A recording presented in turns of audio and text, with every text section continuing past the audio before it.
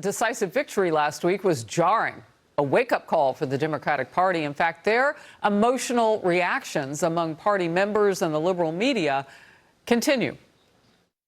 This was a Marie Antoinette moment, the closest thing to a Marie Antoinette moment, where working class voters were uniting across racial lines to reject not just the Democratic Party, but the entire professional elite. I think they are remarkably out of touch. We got a lot of calls about this piece, and it's an interesting message for Democrats. It really crystallized how some Democrats are finally waking up and realizing that woke is broke. We are not listening to the people we claim to represent. We cannot win if we don't build a bigger tent.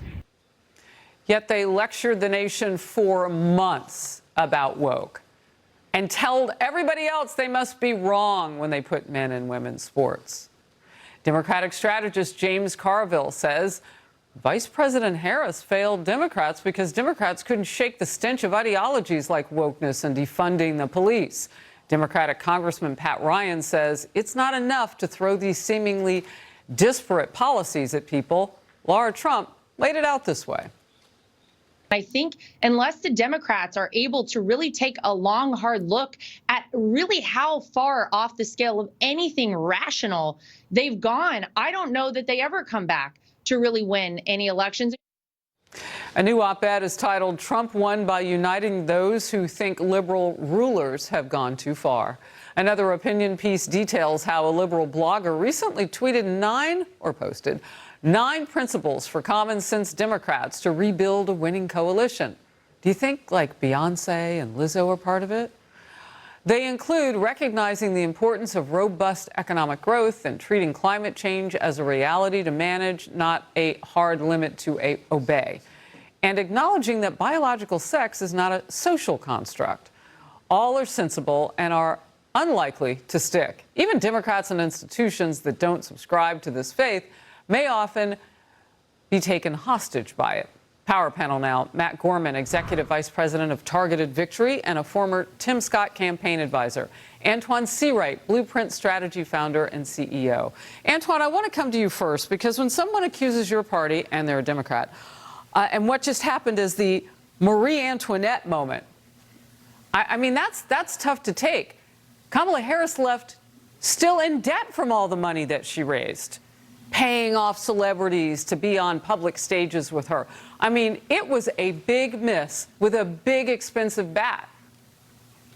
Well, I'll let all of those who have their reflections and observations do their thing. But 2 things happen in elections, Harris. You win or you learn. What I think we should have learned from this election is that we have a constituency problem with certain type of voters in this country, predominantly rural, white, working class voters, where we did not have a very specific targeted microeconomic messaging that reached them where they are. Certainly the Latino community showed up in unique form to vote for President Trump. I think we have some work to do there. But by and large, I think we did not focus on Main Street and my street. We had a large focus on what some folks had to say on K Street. And that's what we have to learn, to meet folks where they are with messaging that makes sense to what their needs are. Wow. Or any of the streets in Bel Air. I mean, those are streets too. Matt. Yeah, no, look, one of the ads that really broke through was an ad that said, Kamala's for they, them, and President Trump is for us. And beyond the issue, that ad spoke to something broader. It spoke to culture. It spoke to priorities. When people were saying, hey, we can't afford our groceries, we can't afford a house, they're out there saying, well, have we talked to you about fascism? And have you met Liz Cheney yet? Yeah.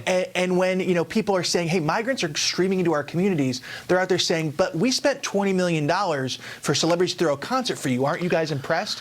And when people are saying they're struggling, they give a bunch of spreadsheets and charts and economists to say, your experience is actually wrong. You're not as struggling. The economy's doing better than you think. It's that lecturing that people, I think, got sick of. Well, I want to get to this. Former Obama advisor Dan Pfeiffer had this to say when it comes to Democrats losing working class voters, the ones that Antoine was just talking about. We have a broader branding problem as a party. Like, we have allowed the Republicans to brand us as the party of cultural elites. And so we have this cultural disconnect from working class voters of all races that is preventing them from liking us. And so we've absolutely lost a branding war here. And we have to, I think for the party, we have to really think about how we fix that. Wow, Antoine, he obviously has not heard what you had to say, and I wrote it down. You win or you learn.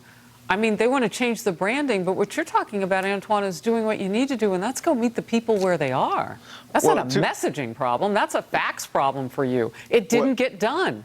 Well, Harris, I'll say to Dan and others, I want to be very intentional about words. We do not have a working class problem. I would observe that we have a white working class problem. 92% of black women showed up, 78% of black men. Why do you think you have that? We're working class Americans too, because I don't think we were very intentional and specific about microeconomic messaging to meet folks where they are. And then secondly, there were two observations about this election according to all the exits. One, this was a change election. People voted for change. But two, the economy ended up being the order of the day. And we put a big emphasis on reproductive freedom, reproductive justice. Well, that's true. Rightly so. But I think the economy ended up winning the day, as well as the fact that this was a change election. All right. People viewed So, the former Matt, president as a change agent. You just heard Antoine say that he thinks that Dems had a white working class problem among white women. I mean, maybe we just don't do that white individuals, anymore. not just white women. White individuals. Okay. So maybe we don't do that anymore. Maybe we just don't split people by race. Maybe we try to go for the color being green. Because even hearing you say that just sounds offensive. And I'm wondering if Democrats learned anything about that identity politics move. Matt? I mean, look, Queens, New York isn't full with all, college-educated white women. It's working class folks. It's a diverse borough. You guys know that, and so when you get 40% up from 12 in 2012 for the Republican vote for Trump, that should tell you something, right? And also, you had Maura Healey, a clip from her earlier in the day. Trump won, or actually got better margins in Nantucket. That should tell you a lot about the big problem they have with diverse voters and white voters. Yeah. Gentlemen, it's been great to talk to you. Antoine, thank you. Matt, thank you. A hearing this morning for the illegal immigrant who's accused of murdering Georgia nursing student Laken Riley. We'll get an update from the courthouse as the trial is expected to begin on Monday. Plus, control of the House is still up in the air, but Republicans are optimistic with the way the numbers look right now, and they say they'll be pushing for change no matter what.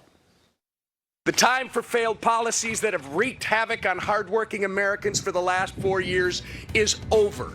The time for proven leadership is now.